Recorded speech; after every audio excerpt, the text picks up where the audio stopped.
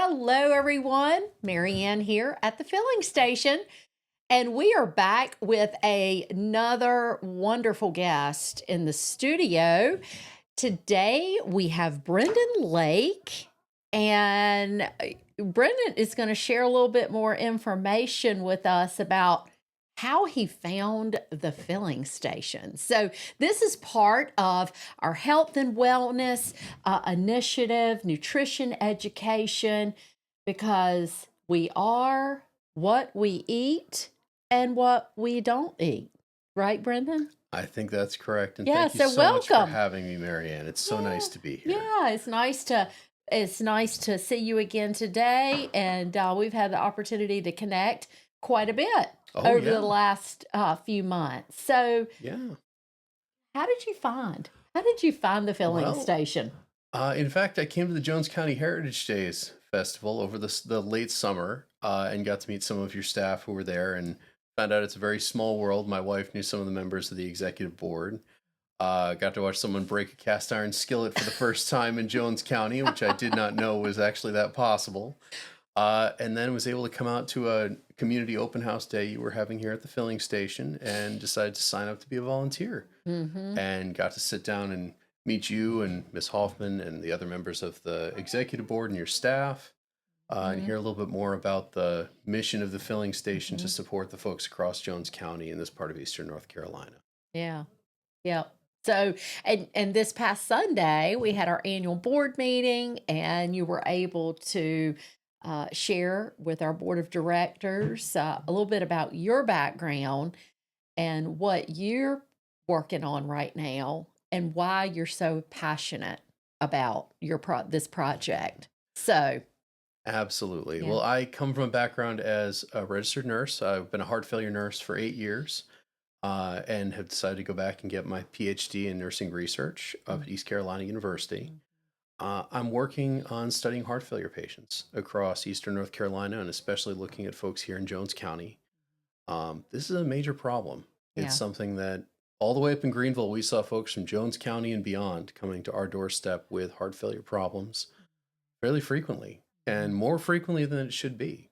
Each time that they were in the hospital, getting treatment was time that they were away from their families, away from their loved ones, away from their church communities, time that they wish was being spent on some other manner.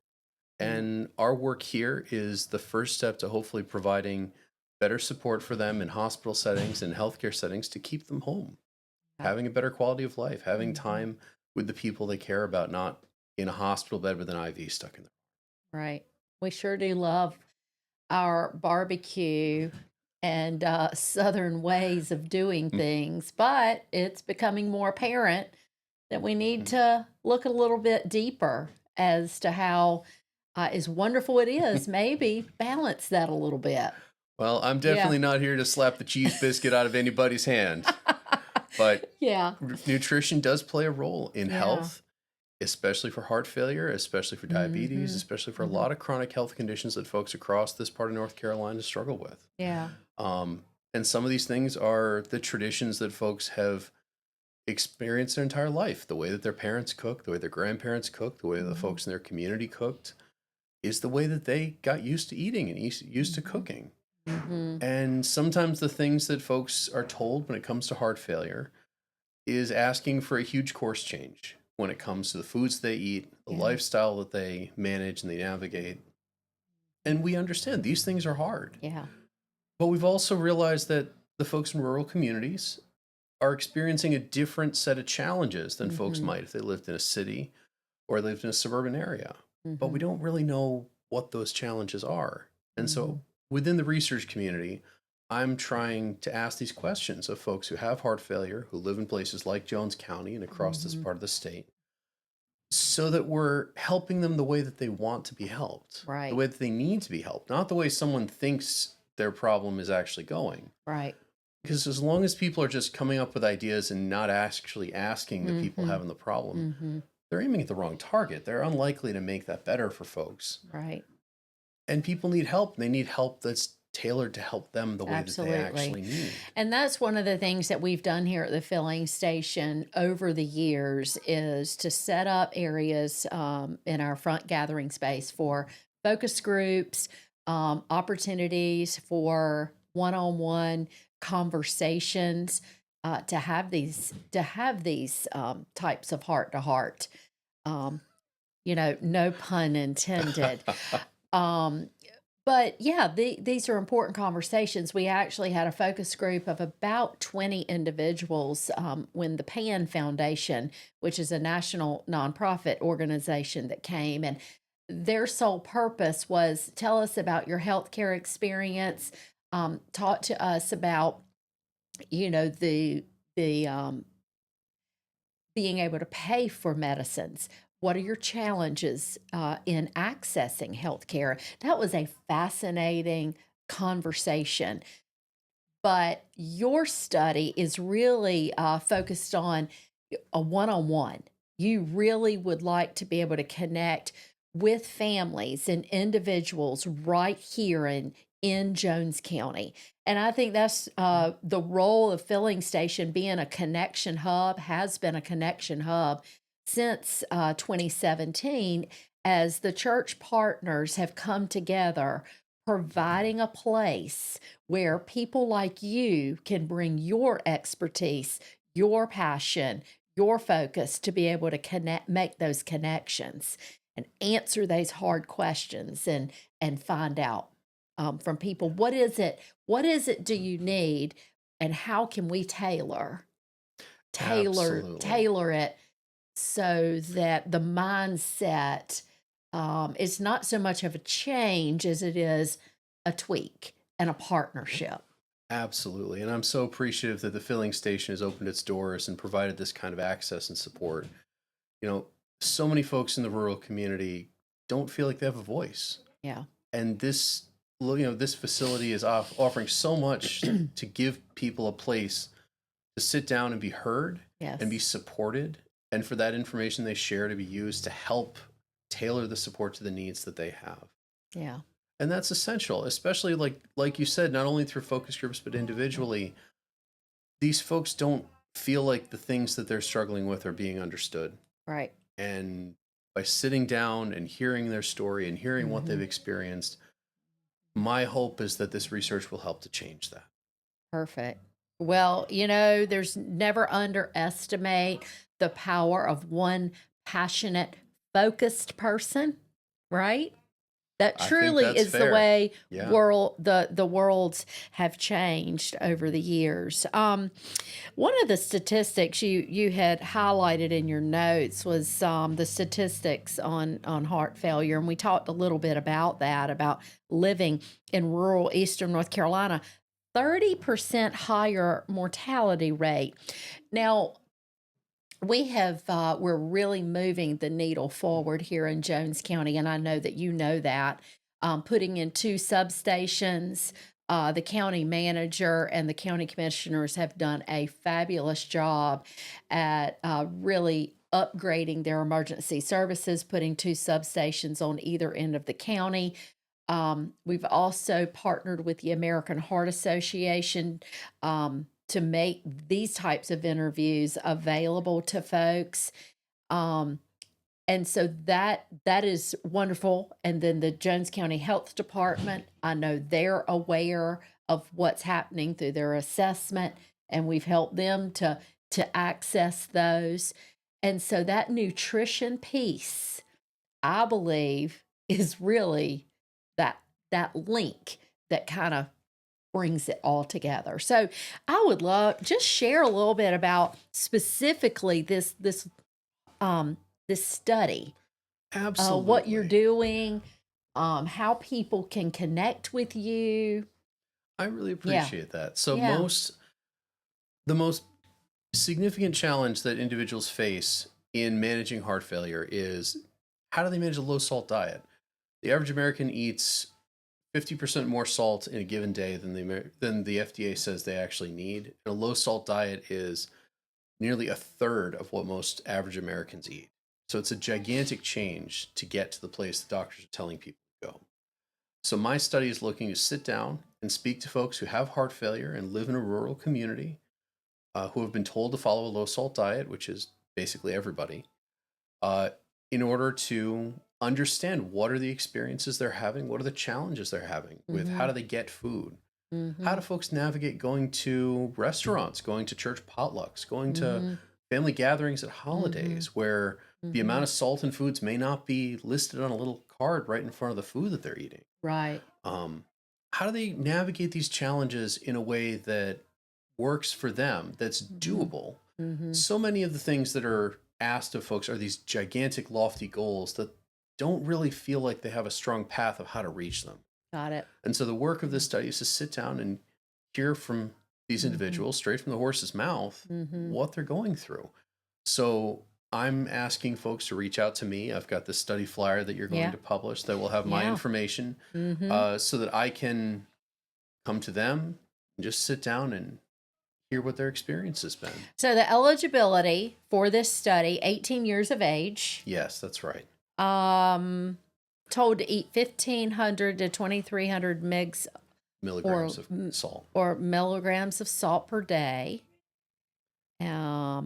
Live in a rural community. I mean, it's pretty simple there. So we will have these flyers in the food pantry boxes.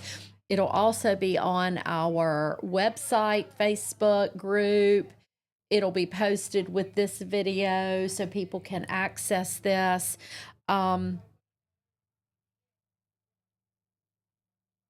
Yeah, you're right. I mean, reading nutrition labels is wonderful when you go to the grocery store. In fact, we have a wonderful partnership with North Carolina Community Cooperative Extension. There's so many North Carolina things, but North Carolina Cooperative Extension providing the teaching in the teaching kitchen classes, and our nutrition educator, along with other volunteer educators, really talk about reading nutrition labels. But I hadn't even thought about when you just brought up going to church potlucks. Yeah. Or restaurants. You're exactly right. So, I mean, how do you navigate all of that? Yeah. And unfortunately, this is a real problem. And many of these folks who have heart failure struggle with this on a daily basis because these may be the ways that they have social gatherings, that they go out with their friends and family out, out to dinner somewhere and wonder about what can I have that's not going to wreck my health. Right. And seeking an understanding of their experience is a first step towards supporting their experience improvement. Well, great. So study requirements, participate in a about an hour, minute recorded interview with you, right? Yep. It can be a little bit shorter too. We're letting folks sit down and know that they have all the time in the world to share with me what they're going through. It can be shorter, it can be longer, depending on what they have to say and what they'd like to talk about. So this can be done by phone? So this will be done in person, but they can contact me by phone, and I am happy to come wherever they are. You can come to their home? Come to their home, can come to their local library, to the local town square, wherever is convenient to sit down with them. We can make appointments available here at the filling station.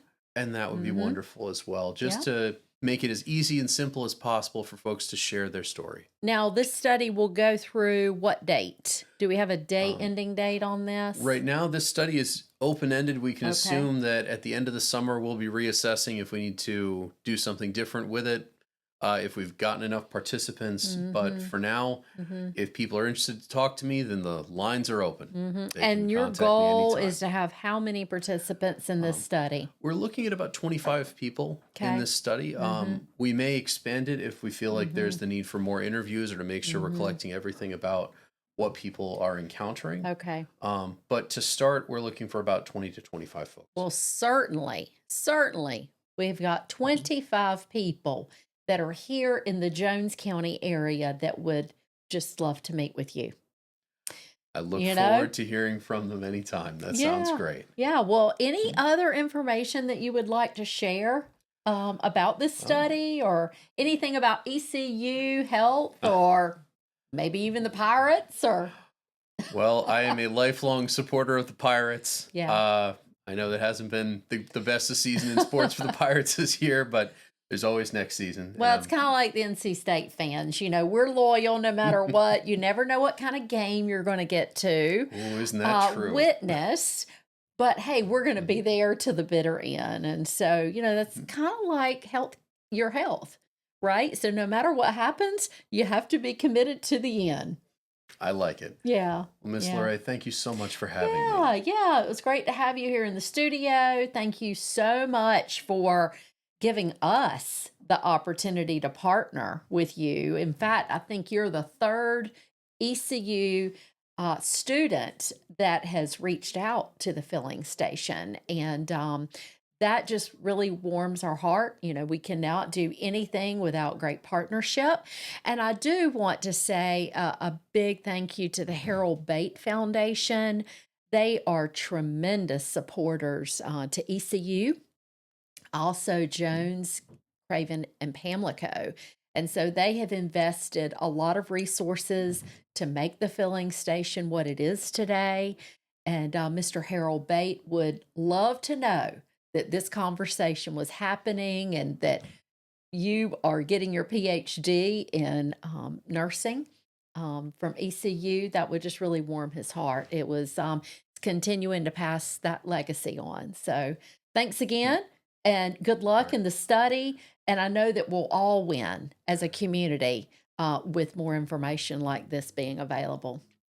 Well, thank you so much. I appreciate it. Yeah. Be looking out for this flyer on our website, Facebook page. Also, all clients will receive this flyer. It's actually a Carolina Blue flyer.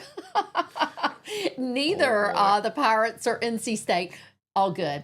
But the low salt diet heart failure study flyer, you'll see that and you'll have all of Brendan's information. Reach out to him and be a part of sharing your voice and being able to be a part of healing a community here in Eastern North Carolina. Have a great day, and we'll see you for the next episode.